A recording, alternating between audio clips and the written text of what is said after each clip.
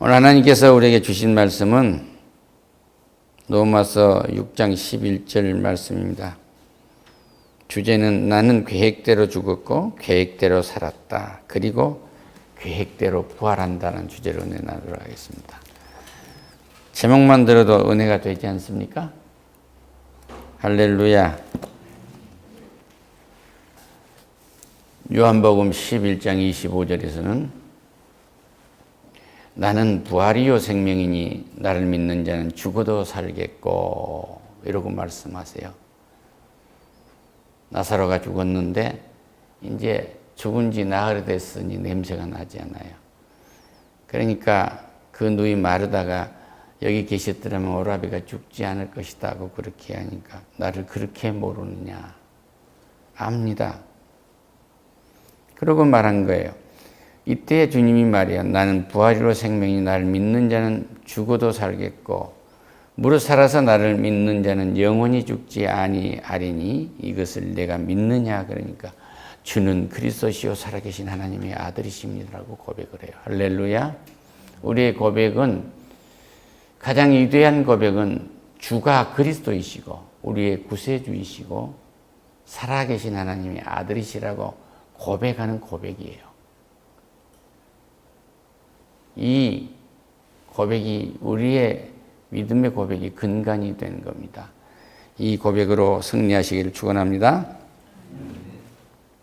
그런즉 우리가 무슨 말을 하리요? 이 그런즉은 율법이 들어온 것은 범죄를 더하게 하려 함입니다. 율법이 오기 전에는 유대 사람들이 죄를 지어도 무슨 죄를 지은지를 몰랐어요. 법이 앞에 서니까 작은 것 하나도 다 죄로 비춰진단 말이에요. 죄가 더한 곳에 은혜가 더욱 많으니라. 이 말씀은 예수님의 죽으심을 이제 장사를 위해서 한 여인이 와서 발등상을 눈물로 적시며 옥합을 곁에서 머리에 붓고 할 때 이 비싼 것을 여기다 이렇게 쏟아내면 어떻게 하냐고 그 제자들이 말합니다. 그러니까 놔둬라. 그는 나를 장사를 준비한 거다. 그리고 저 여인을 언제든지 기념하라고 그렇게 말씀하세요. 그런데 죄가 많은 곳에 은혜가 많으니라 그래요. 그 여자가 죄를 고백하는 은혜를 입었어요. 그러니까 죄가 많다는 것은 뭐냐면 죄를 많이 깨달은 사람일수록 은혜가 커진다. 그 얘기예요. 할렐루야. 죄를 많이 깨닫지 못한 사람은 내가 무슨 죄 지었는데 그러고 죄를 깨닫지 못하니까 예수님이 자기를 대신해서 십자가에서 죽임을 당한 것에 대한 감사가 없어요. 무슨 말이야? 은혜를 더하라고 그러면 죄를 짓겠느냐? 아니요. 이제 우리는 거듭난 사람이기 때문에 6절에서 말하죠. 우리가 알거니와 우리의 옛사람이 예수와 함께 십자가에 못 박힌 것은 죄의 몸이 주고 다시는 우리가 죄의 종로로 사지 아니하려 함이니라. 아멘. 그러니까 이미 우리는 옛사람, 거듭나지 못한 우리의 옛사람은 이미 죽었다. 십자가에서.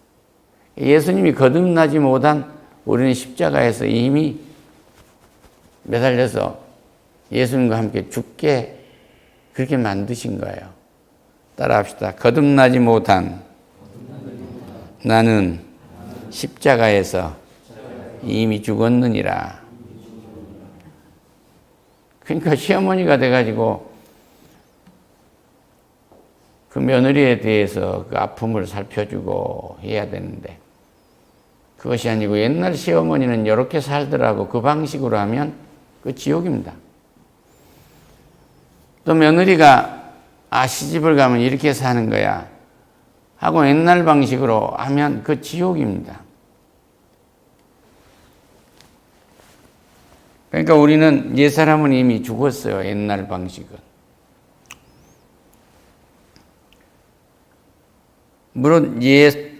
무릇 그리스도 예수와 합하여 세례를 받은 우리는 그의 죽으심과 합하여 세례를 받은 줄 알지 못하느냐. 그러니까 십자가에서 예수님이 죽으심은 우리가 세례를 받은 거예요. 할렐루야. 그러니까 세례를 받았기 때문에 우리는 이 죽음의 세례를 이미 받았어요. 그러니까 우리를 구원하시고자 하는 하나님의 구원 계획에 의해서 우리는 이미 십자가에서 세례를 받은 겁니다. 그런데 그것을 마음으로 믿고 입으로 시인하면서 세례를 받으면, 세례의식을 하면 우리는 성령을 선물로 받아 성령이 우리를 인도하게 돼요. 할렐루야. 그렇게 되면 우리가 거듭난 것을 알게 됩니다. 아, 나는 옛사람인 나는 죽었고 나는 새 사람이 돼서 살았구나. 이걸 알게 되는 거죠. 그러므로 우리가 그의 죽으심과 합하여 세례를 받으면 그와 함께 장사되었나니 4절 말씀입니다. 이는 아버지의 영광으로 말미암아 그리스도를 죽은 자 가운데서 살리심과 같이 우리 또한 새 생명 가운데서 행하게 하려 함이니라. 할렐루야. 그러니까 이분이 죽으심과 합하여 내가 세례를 받음으로 나는 장사되었어요. 그러니까 성부와 성자와 성령의 이름으로 누구에게 내가 세례를 주노나 이렇게 말씀하시고 세례를 주는 것은 이건 주의 명령이에요. 땅 끝까지 이르러 내 증인이 되고 가서 세례를 주어라 이거예요. 또 가르쳐라. 양육하라 이거예요. 이것은 지상 명령입니다. 그래서 우리는 이 세례를 받음으로 회개를 하고 세례를 받음으로 우리는 구원에 이르기 때문에 이 세례가 단회적인데 그게 그렇게 중요한 거예요. 그게 그렇게 중요한 겁니다. 그러니까 그 세례 받은 날 과거에 내가 독한 내가 죽었고 깍쟁이 같은 내가 죽었고 완전히 문에서 그냥 욱 뛰어내볼까 하는 그런 욱한 나도 다 죽었고 또 마음씨가 좋아서 그냥 진 누르면서 참을 수가 없는데 고진감래라고 쓴 집을 먹은 것처럼 그렇게 참는 게 아니고 십자가에서 우리를 용서하신 주님처럼 저들이 하는 걸 모릅니다. 하나님 용서하세요. 그리고 우리는 참는 거예요. 할렐루야. 우리는 새 생명을 입었다면 새롭게 태어났다는 거예요. 우리는 새롭게 태어난 것입니다. 과거에 우리 죄 짓는 우리 죽음과 이 죄가 지배했던 그곳에서 우리는 생명으로 옮겨진 사람들이에요. 이 생명으로 옮겨졌는데 우리는 어떤 부활이에요? 우리는 신령한 부활이에요. 신령한. 죄를 짓고 살아가는 아직도 예수께 돌아오지 않는 그런 사람들은 영원의 지옥불에서 살아가는 멸망의 부활을 하는 거예요. 그들은. 예수님 재림에서 오실 때. 그러니까 멸망의 부활과 신령한 부활이 얼마나 다르겠어요. 우리는 이미 이 땅에서 우리 몸이 성전이 되어 있기 때문에 신령한 몸, 성화되어가는 이런 우리의 인격으로 살아감으로 날마다 우리는 천국을 한 걸음 더, 한 걸음 더, 조금 더 깊이 들어가다가 딱 들림받아 가는 거예요. 할렐루야. 그런데 멸망의 부활을 할 사람들은 뭐냐면 날마다 더 악해지고 악한 것의 부피가 더 커집니다. 권력이 커지면 악한 것의 부피가 더 커지고 돈이 많아지면 악한 것이 부피가 더 커지고 지위가 높아지면 더 커지고 그런단 말이에요. 그러니까 이렇게 해서 죽게 되면 우리는 죽어도 영원히 다시 산다고 말씀하셨잖아요. 나는 부활이요 생명이니 나를 믿는 자는 죽어도 살겠고 무릇 살아서 나를 믿는 자는 영원히 죽지 아니하리니 이것은 내가 믿느냐 그 말이에요. 이것을 당신이 믿습니까? 그 말이에요. 이것은 믿어도 되고 안 믿어도 되고 하는 것이 아닙니다. 이는 죽은 자에게서 벗어나 나의 의롭다 하심을 얻었습니다.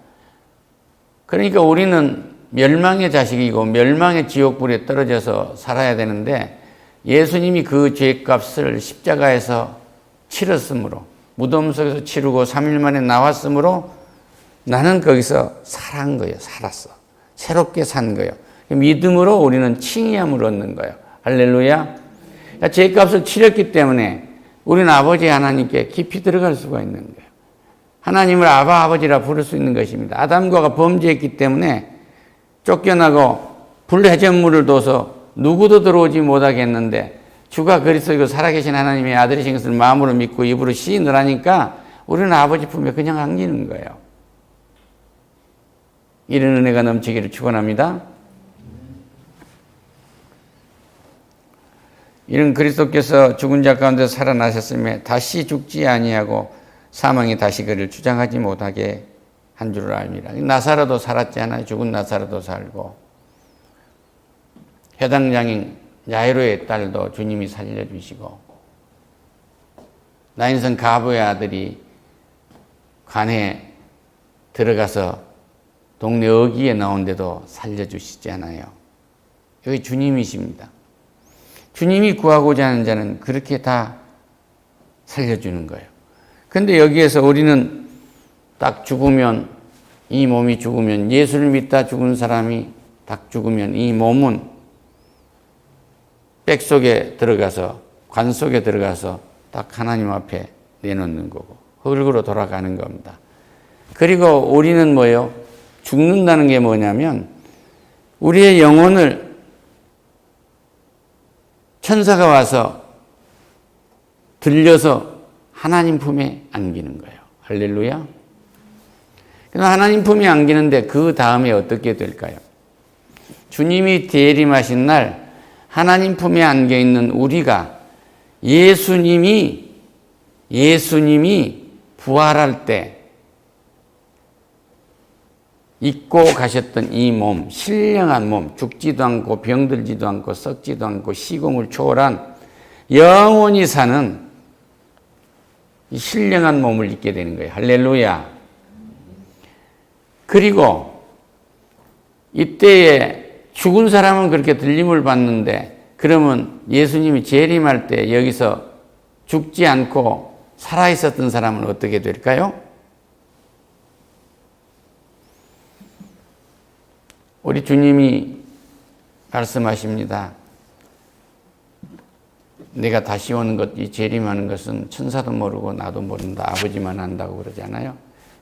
그런데 오실 때는 어떻게 옵니까? 나팔을 불고 천군 천사가 나팔을 불고 내성이 치고 태양이 빛을 잃고 달이 흔들려서 먹물처럼 되고 별들이 우수수 떨어진 거예요. 그러니까 죽음이 많은 곳에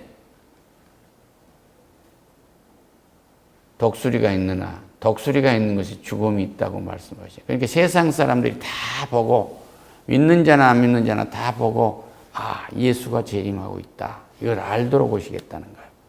그때에 우리가 바닷가에서 낚시질하고 있는 사람도 있을 거고 예식장에서 예식하고 있는 사람들도 있을 거고 산부인과에서 애를 낳고 있는 사람도 있을 거고 슈퍼마켓에서 쇼핑을 하는 사람도 있을 거고 안방에서 침대에서 누워있는 사람도 있을 거 아니에요? 우리가 일상생활하는 중에서 우리가 있는 그 상태에서 우리를 천군과 천사가 찾아서 하나님 백성을 찾아서 들려 올라가는 거예요. 이걸 휴거라 그래요. 할렐루야. 그러니까 우리는 죽어도 살고 여기 살아있어도 영원히 사는 겁니다. 그러면 예수를 안 믿는 사람들은 어떻게 되느냐? 우리의 예수를 믿는 사람은 이 몸이 성전이었기 때문에 성령이 들어와서 성전이었기 때문에 거룩하게 쓰여졌으니까 거룩한 몸을 내놓는 거 아니에요? 그런데 예수를 안 믿는 사람들은 뭐예요? 악령이 지배를 했기 때문에 더러운 몸을 내놓는 거예요. 흙으로 그냥 가는 겁니다. 그들의 영혼은 뭐예요? 악령이 지배를 하고 있었기 때문에 사탄의 지배, 마귀의 지배, 귀신의 지배를 받았기 때문에 이들은 어디로 가요? 지옥불로 들어가는 거예요. 풀무불로 들어간단 말입니다. 그럼 예수님이 재림해서 어떻게 되느냐고요. 재림하면 예수를 믿다가 죽은 사람들이 먼저 부활을 하고 그 두 번째 들림받은 사람, 들려서 갔던 사람들이 부활을 하는 거예요. 할렐루야. 예수를 믿지 않는 사람은 생명록에 기록되지 않았기 때문에 책들의 책에 기록된 또 다른 책에 기록되어 있는데 그게 죄의 무게를 다는 죄가 기록되어 있는 책이란 말이에요. 죄의 무게대로 다시 심판을 받는 거예요. 이걸 제2 죽음, 제2의 심판이랍니다. 그 불무불에서 영원히 이를 갈면서 사는 거예요. 그런데 우리는 하나님의 계획대로 상급대에 이르는 거예요. 할렐루야. 여기서 찬양하고 살고 여기서 먹고 마시고 사랑하며 살았던 것 모두가 다 상급이 된단 말입니다. 그래서 우리 주님이 하늘나라 우편에 앉아 계시면서 처소를 준비하시고 우리를 위해서 기도하고 계시는데 처소가 다 준비되어 있고 우리가 그렇게 해서 부활하게 되면은 거기에서 얼마나 빛나는 별이 될 것이라는 것은 이 땅에서 얼마나 예배를 잘하고 신앙생활을 잘하는 삶을 살았느냐로 결정나는 거예요. 할렐루야. 그래서 우리의 최고의 찬양은 예배인 겁니다. 예배. 가정에서도 예배드리고 혼자 있을 때도 예배드리고 일상 전체가 예배예요. 그러니까 오늘 이 직장에서 일을 하면서도 있으면 이것 자체가 우리가 예배가 돼야 돼요. 고린도전서 15장 20절 이하를 보면요. 이제 그리스도께서 죽은 자 가운데서 다시 살아나사 잠자는 자들의 첫 열매가 되었도다. 사망이 한 사람으로 말미암아 왔으나 죽은 자의 부활도 한 사람으로 말미암아 왔도다. 아담 한 사람이 하나님이 따먹지 말라는 금령 선악과를 따므로 온 인류가 죽었어요. 그런데 예수님 한 분, 흙에서 난 아담은 그렇게 온 인류를 다 죽였지만 하늘에서 온 하나님의 아들이신 예수 그리스도는 모두를 살리고 부활시키십니다. 이걸 분명하게 믿으시기를 축원합니다. 예수를 서양 종교 서양 귀신 그렇고 얘기했는데 그거 아니에요. 예수님은 주이십니다. 성부, 성자, 성령 이 세 분의 하나님이 계시는데 스스로 계시는데 이 세 분이 합의를 했어요. 우리가 천지를 창조합시다. 남자와 여자를 우리의 형상대로 만듭시다. 합의를 창조를 했어요. 그랬는데 인간이 타락을 하니까 어쩔 수 없어. 아들이 가서 구하시오. 내 말을 입법하면은 다 죽은다고 했지 않소. 살리는 방법은 아들께서 가셔서 그들을 대신해서 죽어야 합니다. 이 말씀은 여러분과 내 대신 죽어야 합니다. 이거예요. 할렐루야. 이 계획은 내가 죽는 계획도 내가 거듭난 다시 사는 것도 부활하는 것도 이미 창세 전에 준비된 거예요. 할렐루야. 이 하나님의 계획은 지속되고 믿는 자가 부활을 거부해도 부활하게 돼요. 할렐루야. 부활을 거부할 수도 없어요. 믿는 자는 성령이 인도에 이끌어갈 거거든요. 믿지 않는 자는 악령이 이끌어가는 거니까 귀신이 이끌어가는 거니까 어쩔 수가 없어요. 그 대표적인 거 볼까요? 부모님께 그 멋진 제사를 하고 참 어머니 아버지를 그리면서도 써놓은 현고 학생 부군 신이 그러잖아요. 어머니 아버지는 신이 아니에요. 될 수가 없어요. 사람일 뿐입니다. 하나님 앞이 아니면 사탄 앞에 가는 거예요. 그러니까 지금 여기서 뒤를 돌아볼 시간이 없습니다. 제 쪽에서 모든 가족들이 예수의 품으로 돌아오도록 성령의 인도하심을 받으시기를 축원합니다. 할렐루야.